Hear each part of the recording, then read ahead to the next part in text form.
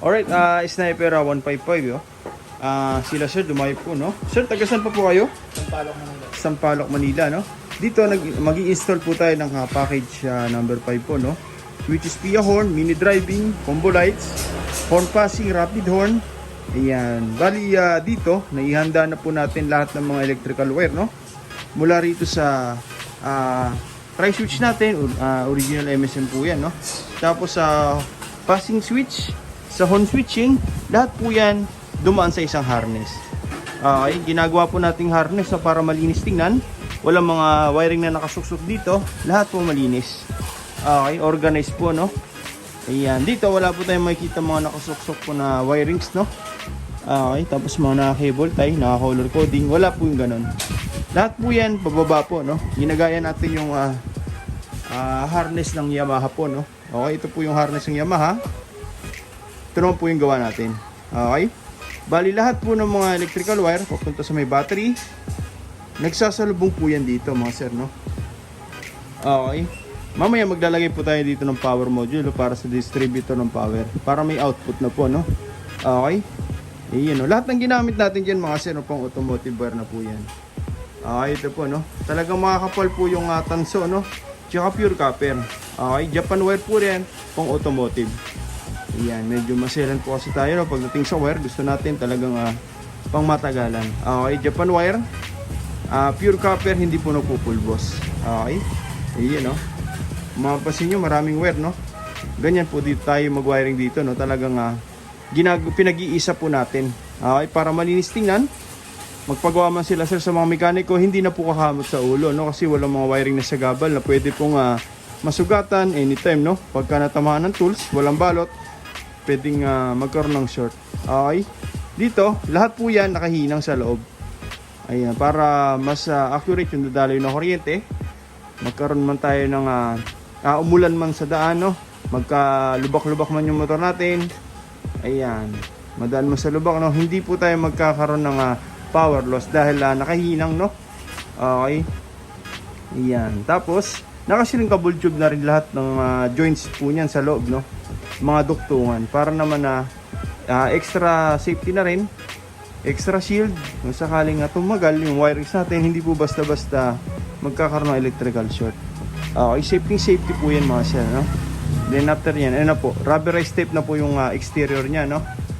Okay, para naman all weather. Okay, maabutan man tayo ng ulan sa daan, magpo-motor wash, hindi po basta-basta papasukin ng tubig, no? Pwede po kasi moist yung wirings natin, hindi po alam ng iba yan, no? Pag nag-moist, pwede na po mag-corrosion yung mga wirings natin, iitim po no katagalan. Yun, no? Dito, maiwasan po natin yung mga ganun senaryo. Tsaka isa pa maganda sa mga nakabalot, ayan, hindi lang sa ulan, no? Sa init ng makina, hindi po basta-basta lulutong yung mga wirings natin, no? Katagalan, talagang pang matagalan po talaga. Okay, ayun, no? Tsaka sakali man, huwag naman sana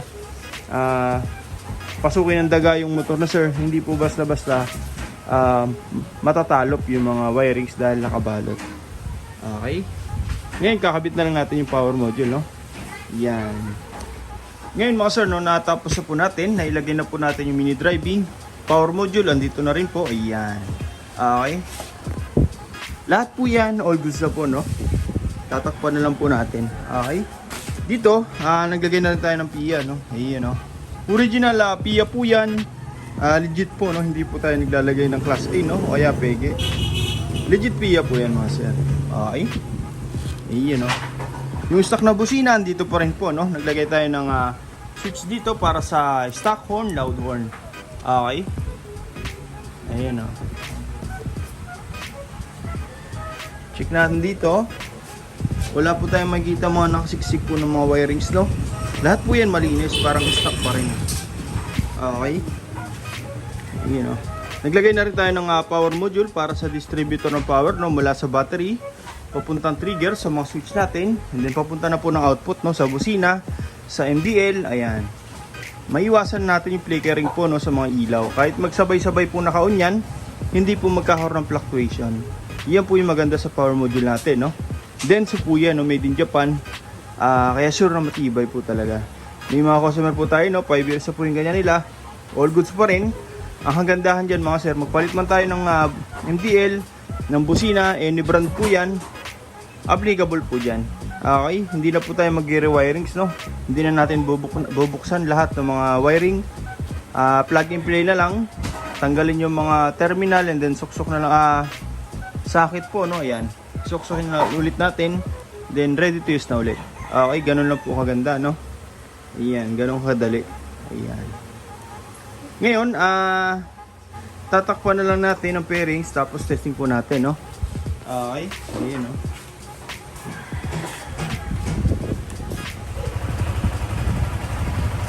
Ngayon, natapos na po natin yung motor sir, no? Testing po natin. Okay. Dito, ito po yung stock headlight sir. Ito po yung mini driving, no? Yun, no? Okay. Talaga, mas malakas po siya ng 5 times compared to sa stock headlight po, no? Yung stock headlight, ito po yung mini driving. High-low, yun, no? Okay. Tapos passing light, ayan. Naglagay na po tayo dito, no? May mga nagtatanong, sir, ba't naglagay pa tayo ng passing dito? Meron naman po dito. Okay, ganito po yung mga sir, no? Pag naglagay tayo ng MDL, pwede naman natin isabay dito, no? Okay, sa passing light ng headlight. Ang problema, once na mag-high tayo, sasabay po yung MDL, which is pangit po, no? Okay, so ang ginawa natin, naglagay po tayo ng passing light dito para nagsasabay pa rin yung headlight tsaka yung mini driving nang hindi po nag-enter pag nag-high tayo ng headlight, no? Meaning, hindi po sasabay yung MDL. Ganun din po sa MDL, yan. Okay. Ayan po yung difference ang gawa natin, no? Sa iba, no? Pag nag-passing dito, usually MDL lang yung magpa-passing dito, sabay lahat. Okay. Pero pwede pa rin tayo mag-high low ng headlight ng MDL nang hindi po nagsasabay-sabay. Okay, passing sabay-sabay po yan. Ang main purpose po natin dyan, pag pinagsabay po natin, no? Para kung sakaling nag-high tayo ng MDL, usually wala nang passing, no? Dito, meron pa ring headlight na magpa-passing. Okay? For example, naman headlight naman yung naka-high, nag-passing tayo, may MDL naman po magpa-passing. Okay? Kahit po naka-on lahat yan, nag-passing, meron pa rin pong iilaw. Hindi tayo mawala ng passing light, no? Yan po yung talagang combo lights, no? Hindi tayo basta-basta nagtatap ng MDL sa headlight, kundi naka-combos po. Sa busina, ganun din po, no? Okay, lakas. Ito po yung stock headlight. Stock headlight. Stock busina. Back to stock po yan, no? Tapos yung loud horn, wala, dito, no? Sa stock horn, wala pong blinker, mga sir. Para pag nagparehistro, fully stock yung busina, wala pong ilaw. Sa loud horn, doon na po magkakaroon ng horn passing. Yan, no? Tapos rapid horn, long press lang po ito, no? Yung horn switch. Okay. Passing light, ayan. MDL, kahit naka-low po yan, nag-passing, meron. Kahit nag-high po tayo ng headlight, nag-passing, meron pa rin. Okay. Kahit mag-high po tayo ng MDL dyan, nag-passing, meron pa rin po. Busina, ganun din po, no? Yan, no? Okay. Yan po yung combo light sa atin. Okay. Yan, no? Waterproof switch po yan. Heavy duty po. Okay. Sa mga gusto pong paggawa, no, direct message yun lang po, MJ Works. O kaya punta na po kayo sa shop, no? First come, first serve po tayo. Maraming salamat po.